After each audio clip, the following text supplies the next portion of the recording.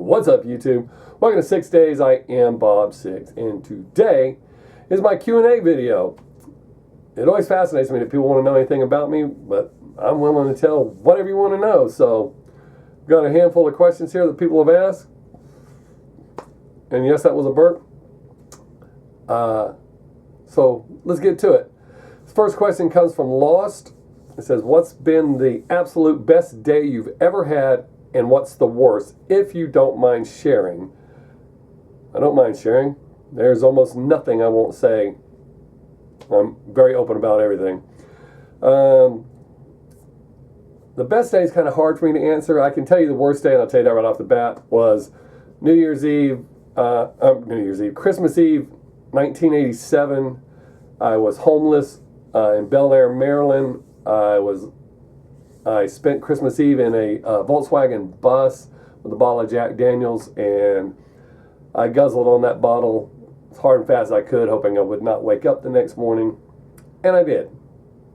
Never been homeless again, and I've never done any dumb shit like that again. It's not that I was trying to kill myself, but it is what it is. But that was the worst day ever. Well, that night. The next day when I woke up, life was good again. Best day ever?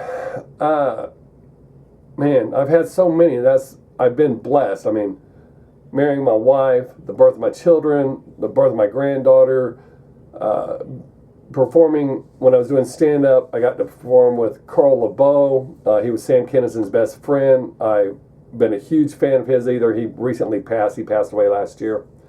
But such a great human being. I've met Alice Cooper, I've met Carmine Appice, I've met a host of rock stars and comedians and other celebrities that they've all been great, so I've had a lot of best, so I don't really have one definitive best day. They just come, and at that moment it's the best. So I have kind of a hard time answering that one because I don't feel that I have one. I mean, who's to say? I still got a lot more to go. So, all right, next question from Mental Case. Are you scared of death? It's not a simple yes or no. I am not afraid of dying due to old age. I try not to do stupid shit. Now, when I was young, I did a lot of stupid shit. As a matter of fact, my rock star plan was to be dead by 36. I figured I would party myself to death. So the fact that I'm turning 55 next week, 55? Yes, 55 next week. Next week, in March, next month, in a couple of weeks. Anyways, it's all gravy. Every day I wake up on top of the dirt is a gift. So, but I'm not going to do something stupid or put myself in a situation. So I do have two fears, which is the fear of drowning, which is why I don't go on cruises, even though my wife really wants to go on one. I just can't get beyond that. It's not that I can't swim. It's just, and it's due to my biological father, the way he taught me to swim. When I was in the 3rd grade, he was like, well, your mom's not around, and threw me out of the boat. He told me to swim or die. So I learned how to beat the water and stay afloat. I didn't learn how to swim until I was an adult. So, and the fear of being killed in my sleep. I don't have a fear of dying in my sleep. And to be honest, I don't think about death a whole lot. I do think, well, if I did this, there's a chance. So I weigh out that. So it's not that I'm afraid of it, but I'm not going to do something stupid to die. So, I mean, death is a part of life, and that's how I was raised. That's our only guarantee, is that we're going to die. So I accept death. So no, I'm not afraid of it. I hope that makes sense. All right, Guy Gorley, and I have several questions for him. All right, why the Japanese? Is just because you're listening to more Japanese bands, or do you just like learning the language? All right, my best friend growing up was half Japanese, so the culture's always been around. I started learning Japanese. My daughter wanted to learn when she was young, so I started to learn then, and then naturally, as some kids do, it's a phase, and she moved on. I didn't do it. But it kind of does have to do with the bands. For a while, 63% of my viewing audience was Japanese. And the Japanese are so polite and kind. I mean, there's a few exceptions. Like with everybody, there's a few shitheads in the mix. But for the most part, the Japanese are so kind and polite that I feel I want to do this. Plus, I'm a nerd. So I learned to speak German as a kid. Learning Japanese now is considerably harder. Plus, I'm not living... changing screens. I don't live in Japan. I lived in Germany when I learned to speak German, so I was around it all the time. So, and we spent more time with the Germans than I did Americans. So it came easy, plus I was younger.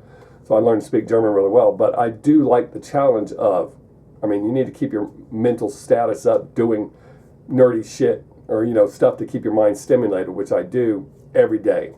So some of it is because of my viewing audience, out of respect for them, the kindness that they're showing me.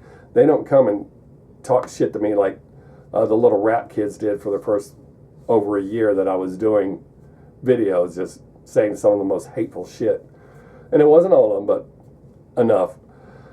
So it's part of it is I want to learn, and part of it is because they're watching, you know. And if they don't speak English at all, but they're still watching my videos, that's dope. So I feel that I should learn to help bring them in and make them feel a part of it instead of just looking at my words and hoping out of my facial expressions that they can figure out what I'm talking about. So I hope that answered that. All right, Gary Holloway. Hi, Mr. Sixx. I have a cue for you. I saw Motley Crue's Tommy Lee at Wembley Arena do an upside-down drum solo on a roller coaster track that moved him slowly to the center of the arena. Why do people still talk about how good that was? It wasn't. Instead of why Akane is awesome for not doing it. All right. Motley Crue is my all-time favorite band, even though I don't like 3/4 of the members, and Tommy Lee happens to be one of them. Tommy Lee's not a good drummer. He was flashy once upon a time, and now he's not even that. So he has to do something to make up for that. You know, all the great drummers who do amazing drum solos, they don't do shit like that. They're playing. You never saw Neil Peart doing shit like that, the drummer from Rush. One of the best drummers ever. Never seen him do any silly shit like that. So it's just like any other band that has all the flash and explosions and all the other shit going on. They're covering up or trying to enhance their show because they just don't really have what it takes.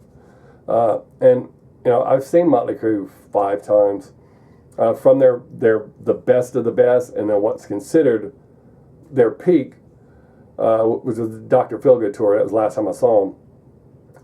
And now they're just ass raping fans. This tour is disgusting.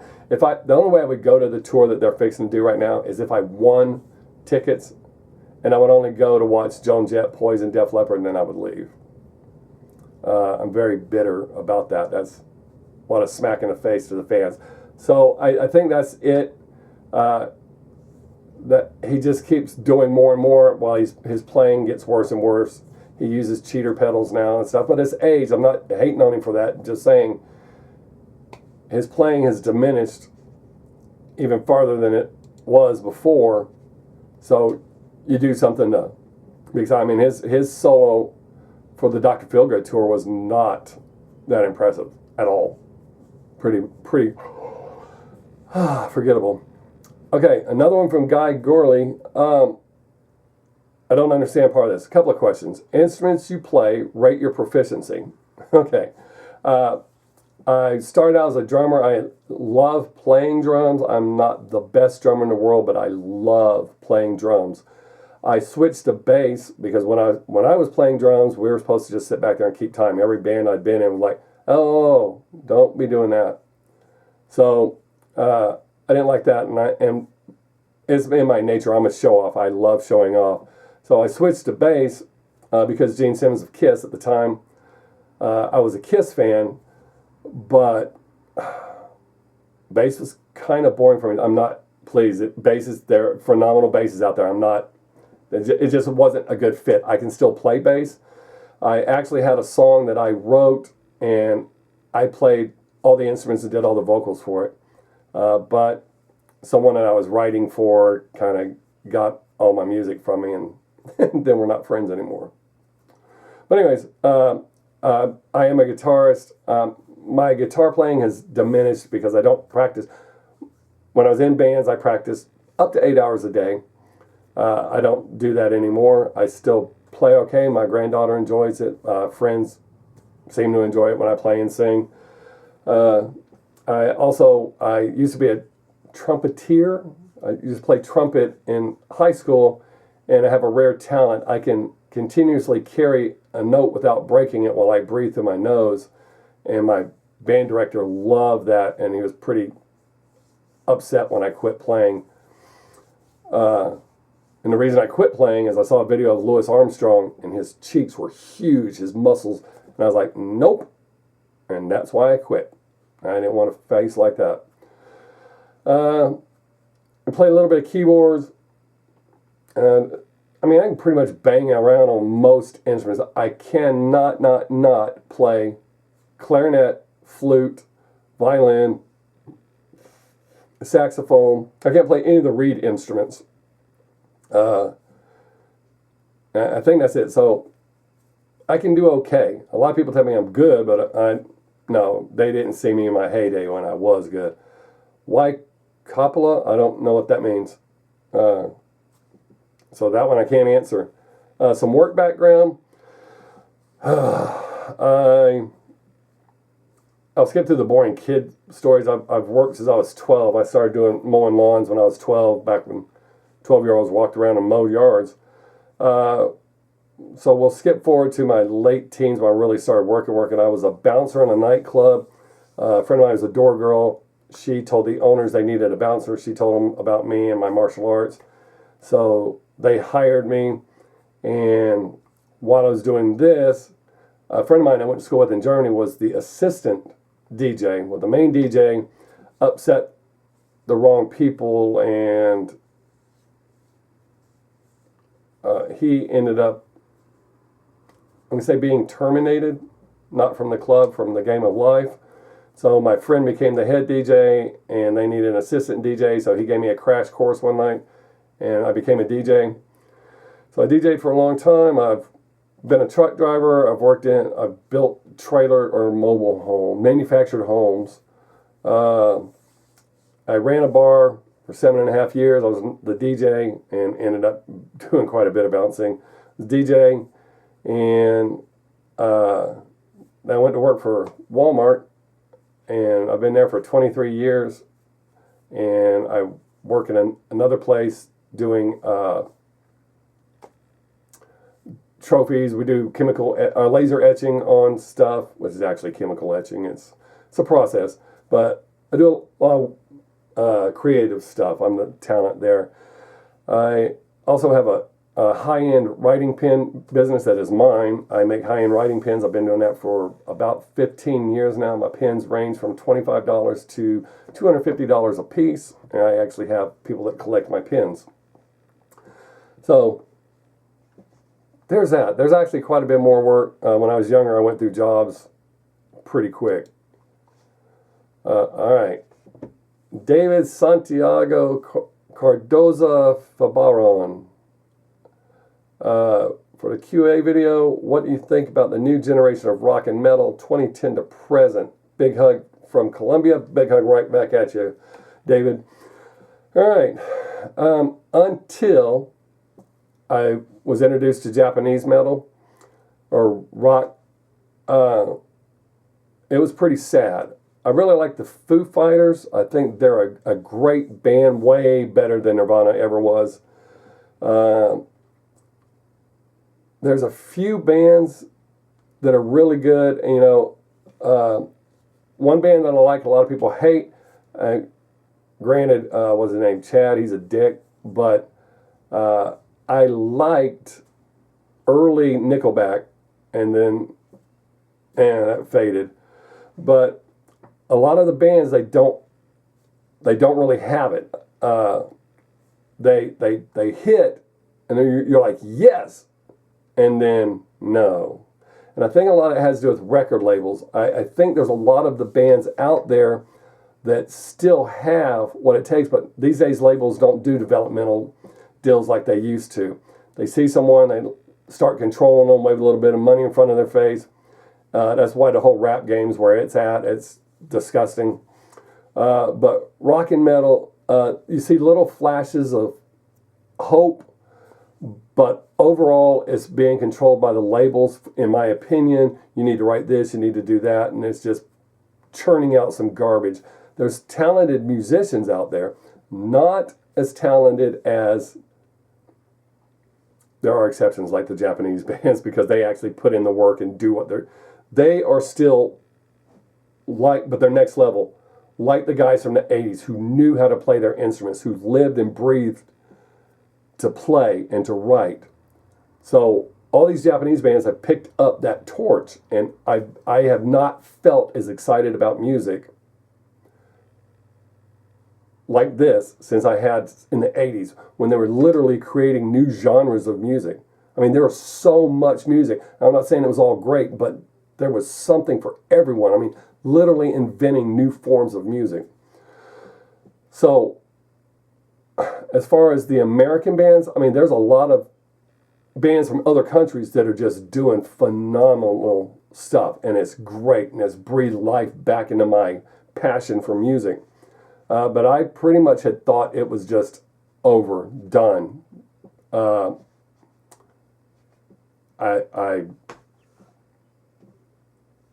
There's flashes of hope, but for the most part, if it wasn't for the Japanese and a few other bands from other countries, I'd still be in a sad state. I mean, I still, when I'm in my car, if I'm not listening to something off of my phone or my iPod, I listen to Sirius Radio, and I listen to Hair Nation because it's all 80s metal that I really like, or I listen to Raw Dog Comedy. It's not a plug for Sirius, that's just answering your question the best I can. That era of music with still songwriting and musicians is great, and now the Japanese have picked up that torch and gone. So I hope that I answered that sufficiently.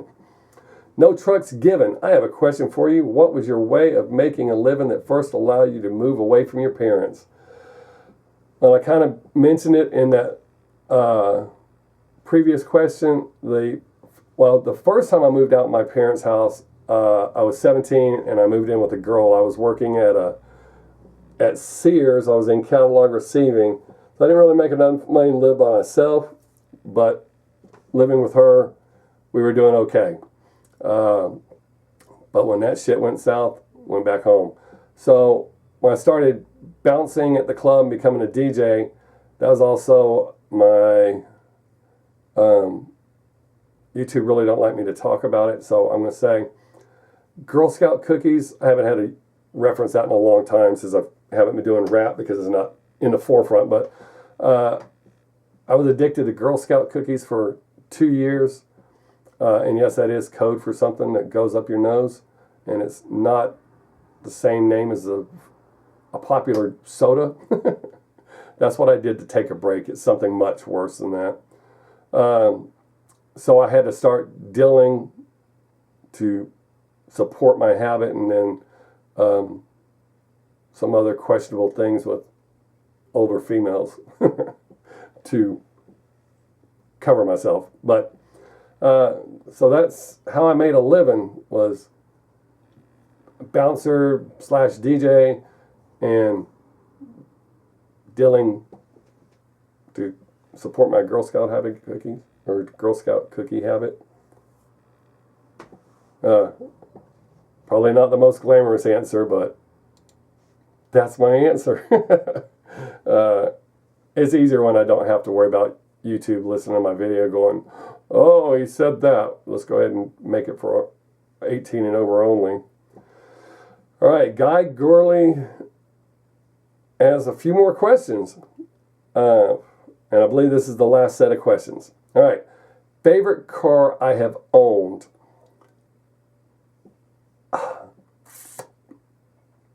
That's actually two, for two reasons. One, I'm an American muscle car guy. Real muscle cars from the late 60s, early 70s. Gas guzzling, feel it pounding in your chest muscle cars. So I had a 74 Plymouth Duster, limited edition, big block, badass car. Loved that. But needed money and sold it. But as of right now, my favorite car I've owned was a 2004 Mazda 6S. It's the sporty one. Has the 6-cylinder in it. 38 miles to the gallon. Love that car. But it's literally falling apart, so I just bought a newer car. Favorite car I would love to have. I would literally give my left nut for like 69 to 74, right in that era. Chevy Chevelle SS. It has to be the SS. But man, I love those. The Nova's second place. Barracuda. There's just a handful. 55 Chevy Bel Air. Going back, but the number one car I would like, and that I would, like I said, I would literally give my left nut for it, is Chevy Chevelle SS. That's my favorite car that I would love to have. Pets, we currently have 1 dog and 4 cats. Married? Yes. We've been married for 26 years. We've been together. Coming April will be 28 years we've been together. We have 2 children, 27 and 23. I have a granddaughter that's 7. She'll turn 8 right after I turn 55. Hobbies. I like fishing. I haven't been in a long time. I haven't hunted in a long time. I used to be a really big hunter. I do build a lot of shit. Well, I haven't built in a little while, but I do like building stuff out of wood. I've always liked building. One of my favorite things to do is I build fence out on the farm, and I do it all by myself. I love driving T-post. Most people hate that. I love that. It's a great exercise. However, in Texas heat, out in the wide open, you can overdo it. I've almost stroked out a couple of times, twice in one day. I barely made it to the house, thought I had recovered, went back out, and I was like, well, I'm going to do, because I set goals for myself, I'm going to do like 6 more posts, and I'll call it a day because I'll be at a stopping point. I made like 3 posts, and I barely made it back in the house, so I had to stop. So I do push myself really hard. Playing the instrument, I already answered that one, so there we go. I'm sure that was probably kind of, oh, how boring. I have to figure out ways of telling better stories because YouTube does watch me and they do remove some of my videos. I've had videos removed where I react to videos that are still on YouTube, that were on YouTube when I reacted to them. I react to them and I'm told that my video broke community standards and it gets taken down while the video I was reacting to gets to stay up. I find it bizarre. So I feel that I do get scrutinized as a smaller, I think that has a lot to do with I'm a smaller creator. So I have to watch the way I word things. But man, I appreciate y'all asking questions. It fascinates me that anybody wants to know anything about me. So if y'all have questions I didn't answer, if I didn't answer your question good enough, let me know in the comments below, and if I get enough questions, I'll do another video. Y'all can ask whatever you want. I've had a pretty interesting life. When people talk to me in person, they're like, oh shit, you should write a book. I might one day. I already have the title. If I write a book, it's going to be called The Strange Case of Bob Sixx. I've had a very interesting life. So, thanks for hanging out. Have a great day. Make someone laugh if you get the chance. Don't forget to tell your friends and family each and every time you leave that you love them. Because you just never know when that's going to be the last chance you get to tell them. And I do mean this, especially if you're watching right to this point, because most people have already shut up. I truly do appreciate all of you that watch, show interest in what I do, who I am. You know, I have people that email me quite a bit just to visit, check on me, see how I'm doing. They don't ask for anything. They just, and I really like that. I have a couple of people from all over the world that do that on a fairly regular basis. I think that's super cool. I respond to everyone. I can't always do it right away, but I do respond to everyone that contacts me. So I appreciate you. Truly, that's genuine. So be safe, people. We are living in some crazy ass times. Till next time, I am Bob Sixx. Peace.